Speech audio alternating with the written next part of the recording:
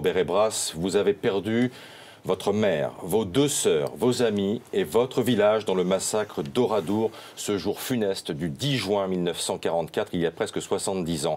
Comment réagissez-vous à ce témoignage? Oui, déjà bonjour.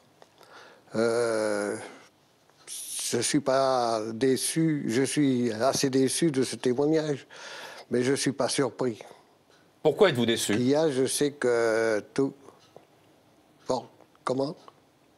Je suis déçu de ce témoignage parce que c'est encore un témoignage où la personne en question n'a rien fait et je ne sais pas comment les 642 victimes sont mortes à Oradour. Personne n'a jamais tiré, personne n'a jamais rien fait à Oradour. Et dans son témoignage, il n'a même pas un mot d'excuse. Il dit qu'il est désolé. C'est lui qui a souffert le plus.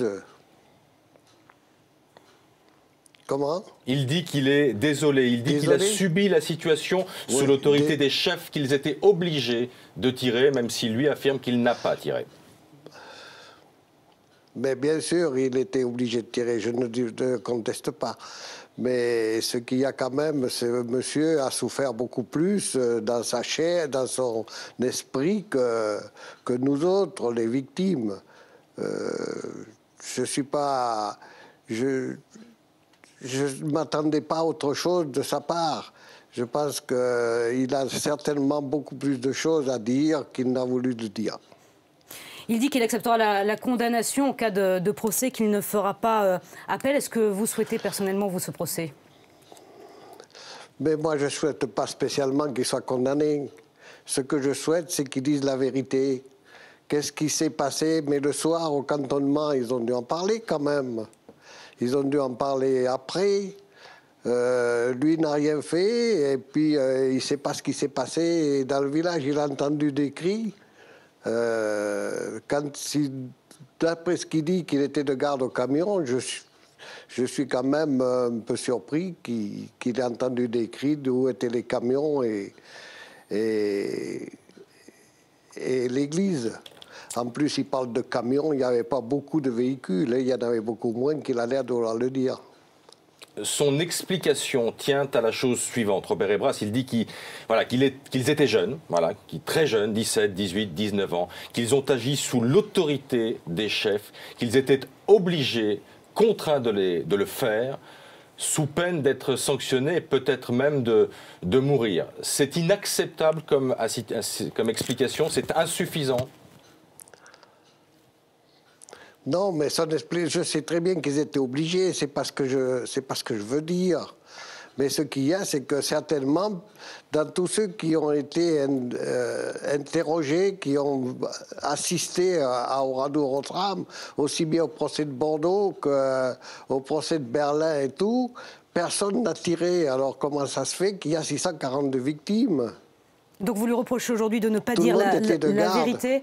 Il dit cet homme, donc il n'a pas tiré. Je rappelle sa défense. Il dit également qu'il a fait des cauchemars tous les soirs pendant 70 ans. Est-ce qu'aujourd'hui, vous n'oubliez pas évidemment le massacre d'Oradour-sur-Glane, vous pouvez pardonner à cet homme? Mais je lui pardonne. Là n'est pas le problème.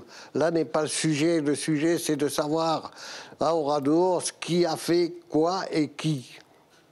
C'est tout. Est-ce que vous seriez prêt, Robert Ebras, à rencontrer cet homme? Je vous pose cette question parce que la réconciliation franco-allemande est faite depuis des années et des années d'images fortes. Je pense évidemment à la main tendue, la poignée de main entre François Mitterrand et Helmut Kohl devant l'ossuaire de Douaumont en 1984. Est-ce que vous seriez prêt à ce geste? Est-ce que vous seriez prêt au dialogue, peut-être pour obtenir l'explication qui vous manque? Je serai prêt au dialogue, mais je ne suis pas prêt à lui serrer la main quand même. Pardonnez peut-être. Je suis pour la réconciliation. Allez-y. Le pardon, je l'excuse, mais le pardon, c'est autre chose. Cette personne-là, moi, j'ai perdu ma mère et mes sœurs. Il prétend dans son témoignage qu'il a pensé à Oradour tous les jours. C'est tout juste qu'il n'y a pas pensé